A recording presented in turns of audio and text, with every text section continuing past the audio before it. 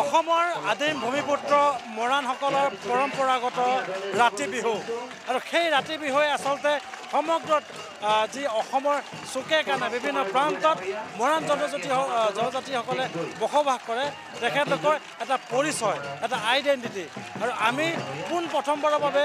ডিগবৈত এইবাৰ মাজমজিয়াত ডিগবৈ যি ৰেফাইনেৰী যি খেলপথাৰ এই খেলপথাৰত আয়োজন কৰা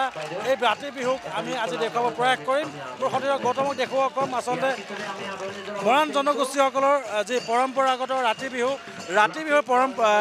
ৰাতি বিহুৰ আমি দেখাইছোঁ আৰু আজি মৰাণ ছাত্ৰ সন্থা মহিলা জাতীয় পৰিষদ আৰু অসম মৰাণ সভাৰ ডিগবৈ আঞ্চলিক সমিতিৰ নেতৃত্বত এনেকৈ প্ৰথমবাৰৰ বাবে ডিগবৈ চহৰৰ প্ৰাণকেন্দ্ৰ ৰেফাইনেৰী খেলপথাৰত আমি এই খেলপথাৰত আমি দৃশ্য দেখুৱাইছোঁ আৰু লগতে মৰাণসকলৰ যি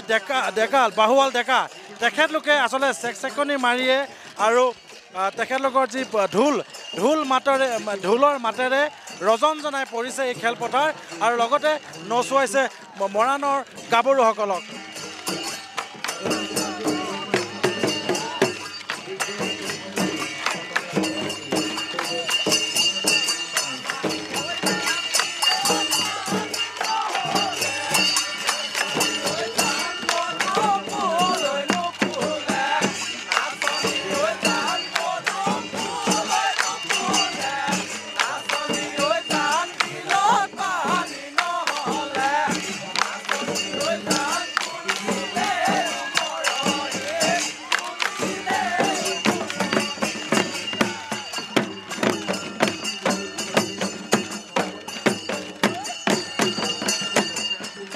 আমি এই ৰাতি বিহুৰ আচলতে যি পৰম্পৰা সেই পৰম্পৰাৰ বিষয়ে আপোনাৰ পৰা জানিব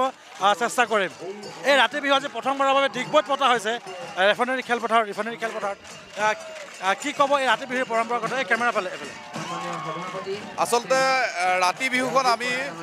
সদৌ-মৰাণ ছাত্ৰ সন্থা ডিগবৈ আঞ্চলিক সমিতি অসম মৰাণ সভা ডিগবৈ আঞ্চলিক সমিতি মৰাণ জাতীয় মহিলা পৰিষদ ডিগবৈ আঞ্চলিক সমিতিৰ লগতে সদৌ-মৰাণ কলা সংস্কৃতি বিকাশ কেন্দ্ৰ বুঢ়ীডিং আঞ্চলিক সমিতিৰ উদ্যোগত আৰু সমূহ ডিগবৈবাসী ৰাইজৰ সহযোগত আমি এইবাৰ পোনপ্ৰথমবাৰৰ বাবে ডিগবৈ ৰিফাইনেৰী খেলপথাৰত আমি ৰাতি বিহুখন পালন কৰিছোঁ মৰাণসকলৰ যি স্বকীয় বৈশিষ্ট্যৰ পৰম্পৰাগতভাৱে যিখন ৰাতি বিহু পালন কৰি অহা হৈছে সেই ৰাতি বিহুখন আচলতে আমি এইবাৰ ডিগবৈত পোনপ্ৰথমভাৱে অনুষ্ঠিত কৰিছোঁ মৰাণসকলৰ যি পৰম্পৰাগতভাৱে নীতি নিয়মেৰে বিভিন্ন গাঁৱত এই ৰাতি বিহুখন আচলতে আমি পালন কৰি আহিছোঁ মৰাণসকলৰ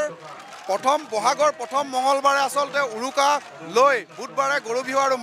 বৃহস্পতিবাৰে মানুহ বিহু হিচাপে এই বিহুখন আমি 7 দিন আচলতে মৰাণসকলে বিহু মাৰোঁ 7 দিন গছতলৰ বিহু মৰাৰ লগতে আচলতে আমি এই ৰাতি বিহুখন আচলতে আমি পালন কৰোঁ যে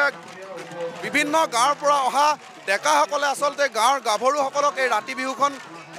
অনুষ্ঠিত কৰি গোটেই ৰাতিটো আচলতে ৰাতি বিহুৰ গীত মাত গাই গোটেই ৰাতি বিহুটো চাকচনি মাৰিৰে নচুৱাই আচলতে এই ৰাতি বিহুখন আনন্দ উপভোগ কৰা হয় নিশ্চয় এয়াই হৈছে মৰাণ যি পৰম্পৰা জনগোষ্ঠীৰ আচলতে পৰিচয় এই ৰাতি বিহুৰ এটা বিশেষ তাৎপৰ্য আছে এক বিশেষ গুৰুত্ব আছে এই বহাগ বিহুটো আচলতে অসমত বাস কৰা গোষ্ঠী আচলতে পালন কৰে বিভিন্ন প্ৰকাৰে আৰু তাৰে অন্যতম হৈছে তিনিচুকীয়া জিলাত বসবাস কৰা এই মৰাণসকলৰ ৰাতি বিহু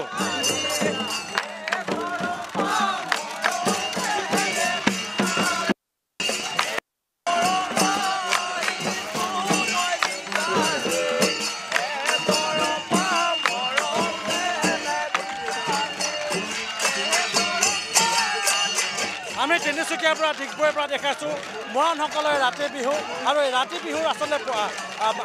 মাদকতাই সুকীয়া আৰু সকলোৱে এই ৰাতি বিহু চাবলৈ তিনিচুকীয়া বিভিন্ন প্ৰান্তৰ পৰা এনেকৈ এই বিহুতলীত উপস্থিত হয়হি